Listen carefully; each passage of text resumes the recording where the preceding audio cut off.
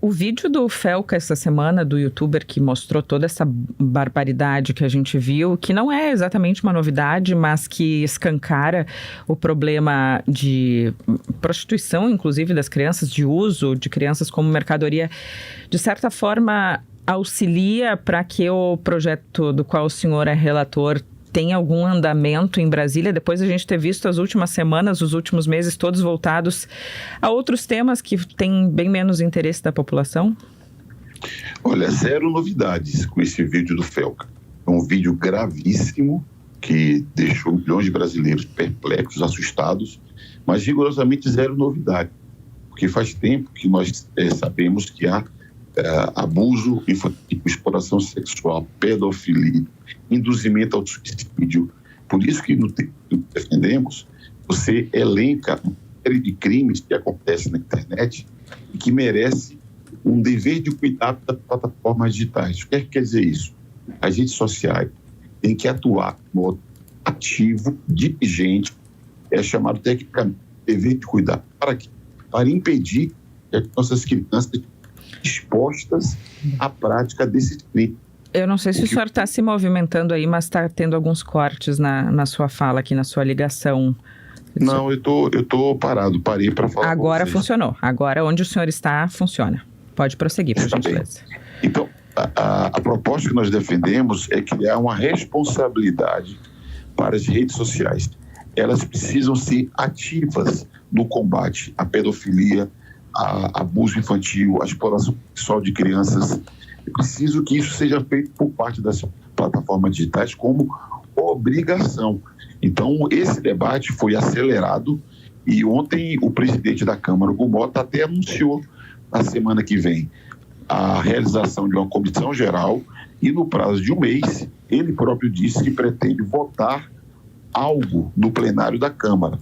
Você sabe que nós temos, nesse momento, mais de 60 projetos de lei que falam sobre proteção da infância e da adolescência na internet. Espero que dessa vez, pelo menos, a proteção da infância e da adolescência seja garantida pelo Congresso Nacional. Pois é, deputado, o que a gente tem visto no Congresso é uma resistência a aprovar esse tipo de lei, que é absolutamente necessária nesse momento, com o argumento de que o que o governo quer, como sempre, é uma decisão que será do Congresso, mas fica a culpa no governo, que é censura, é acabar com a liberdade de expressão. Só que nesse caso nós não estamos falando de liberdade de expressão, estamos falando de crime. Como separar na legislação as duas coisas? Garantir que a liberdade de expressão, no seu verdadeiro sentido, seja respeitada, como prevê a Constituição, e que o que for criminoso seja punido. Em primeiro lugar, a liberdade de expressão é uma decisão, uma determinação, um comando da Constituição Federal do Brasil. Nenhum projeto de lei pode fazer nada que restrinja a liberdade de expressão sob pena de ser inconstitucional. Então, a liberdade de expressão é um valor que, na verdade, as redes sociais não respeitam plenamente.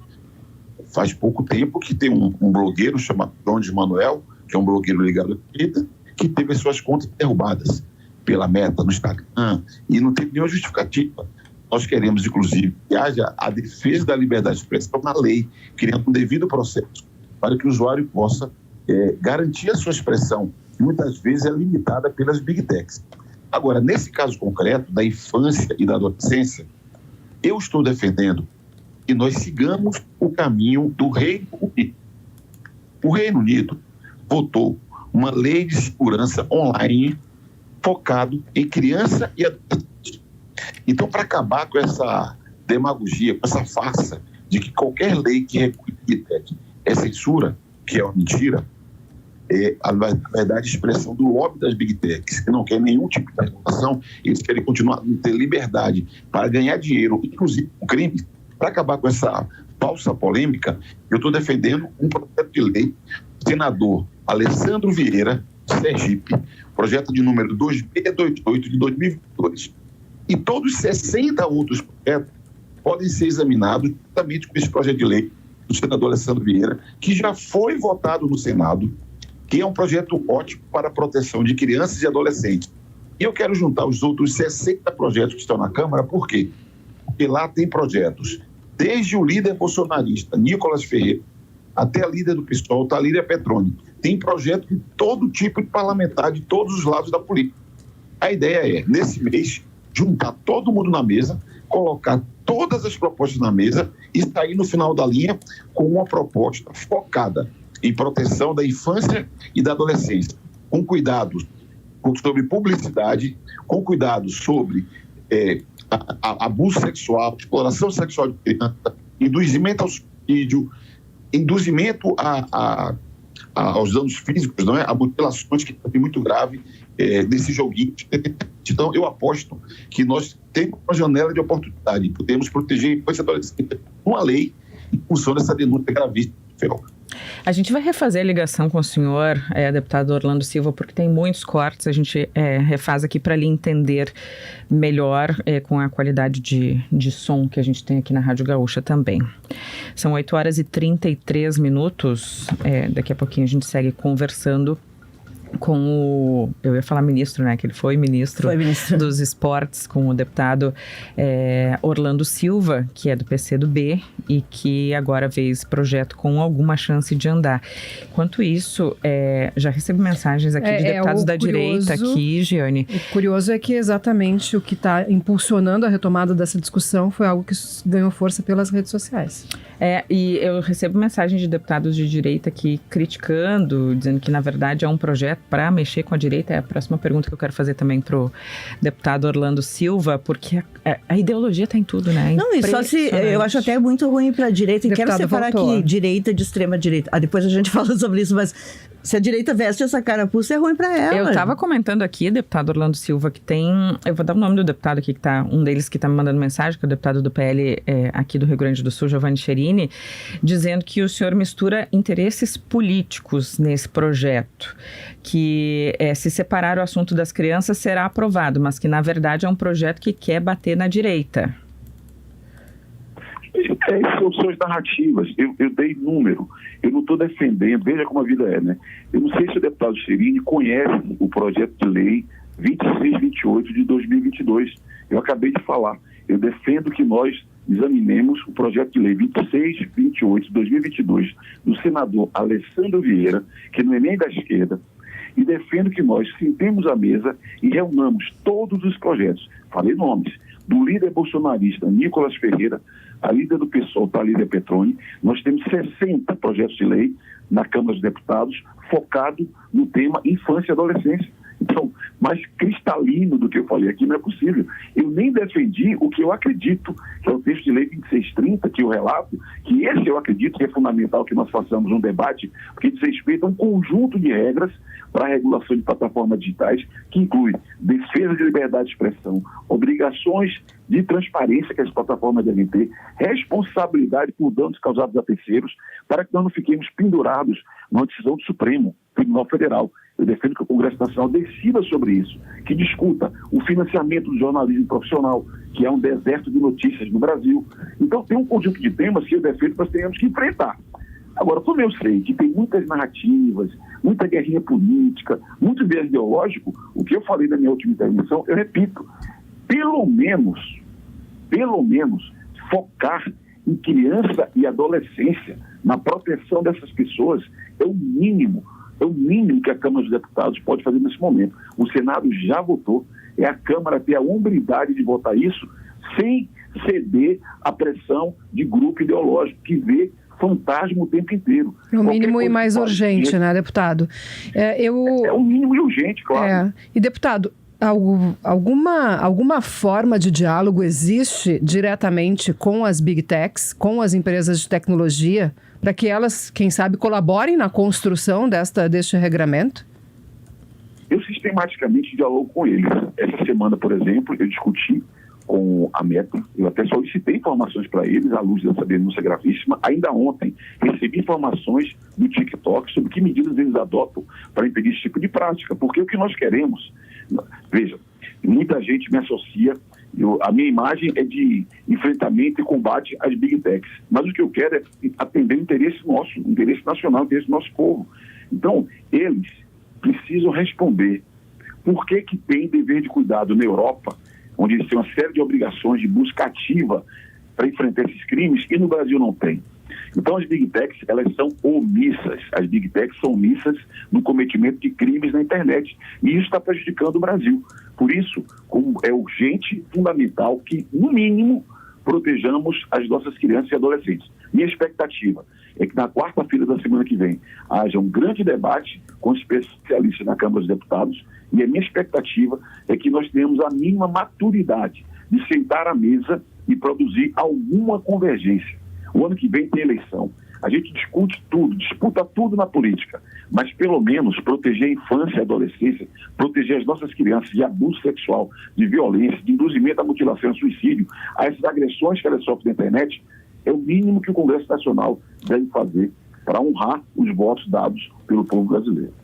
Bom, esses criminosos, eles agem à margem da lei. A gente sabe disso porque o que eles fazem já está previsto na lei que é criminoso. O que a gente precisa hoje, pelo que eu estou entendendo nesse projeto, é garantir que as Big Techs que abrigam essas contas, elas têm algum tipo de controle. E muitas delas pararam de fazer qualquer tipo de controle, inclusive deixam que, como eles dizem no caso do X, que a comunidade mesmo seja quem denuncia. No caso específico do que nós estamos falando aqui, de proteção à criança e ao adolescente, eu incluo o adolescente aqui, porque eles são tão vítimas quanto as crianças. Nesse caso, o que objetivamente o senhor entende que dá para fazer dentro dessa margem de encontrar o consenso mínimo ao que o senhor se referiu, deputado? As Big Techs, essas empresas, elas podem atuar em dois sentidos.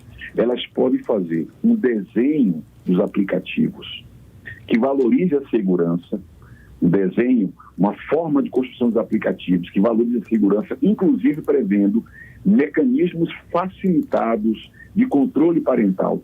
Nós não temos na cultura brasileira pais e mães ativos olhando os aplicativos, fazendo controle parental, mas essas empresas elas têm que criar mecanismos que para você acessar o controle parental seja um requisito, que é uma forma de você estimular a família e criar mecanismos para que a família possa interagir com o aplicativo, para no desenho do aplicativo você criar barreiras para que crianças não fiquem expostas a determinados conteúdos. E segundo, os famosos algoritmos. Porque a operação dessas quadrilhas, desses criminosos, ela se dá de modo compartilhado a partir da operação de algoritmos. Os algoritmos são nutridos com informações e vão ofertando conteúdos. Assim como os algoritmos conseguem prever, por exemplo, a nudez, excluir a nudez da internet, os algoritmos podem ser preparados para identificar essas movimentações de pedófilos, de exploradores de crianças. Os algoritmos são fórmulas matemáticas que podem ser, se pensadas para isso, um mecanismo que proteja e não exponha as crianças a esses crimes. Então, é necessário um investimento por parte dessas empresas para produzir segurança por design, que é como se fala por aí, que pense um algoritmo com sentido protetivo.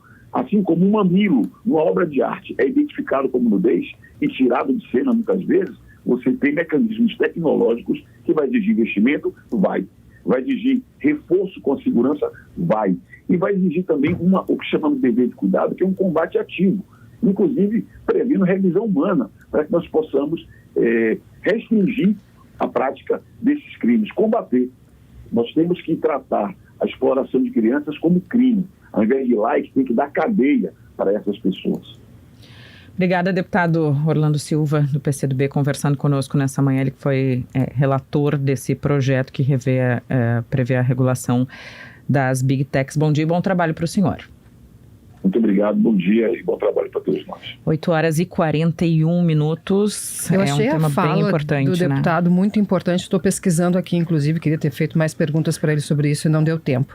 Mas a provocação de por que as empresas de tecnologia, as Big Techs, respeitam a legislação mais restritiva da Europa e não podem implementar esse comportamento e essa restrição aqui no Brasil também.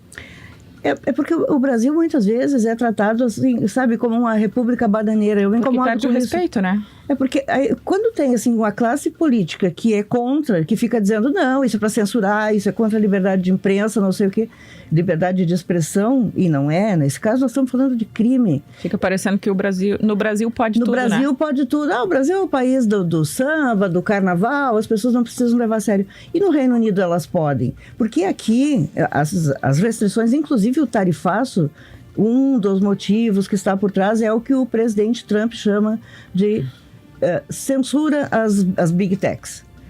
Não, isso não é censura. Isso que está se querendo fazer aqui é o que o Reino Unido faz. E ninguém se mete lá com a Inglaterra mesmo. A Europa também, toda a Europa, né, como comunidade, a União Europeia, o Reino Unido não faz mais parte, tem lá uma legislação bastante dura. A União Europeia também está criando e o Brasil não está inventando a roda. É triste que muitos que dizem que defendem o Brasil, na verdade, só defendem os próprios interesses. E é triste que a gente veja a ideologia acima de tudo e de todos quando se tem um debate sobre proteger as crianças.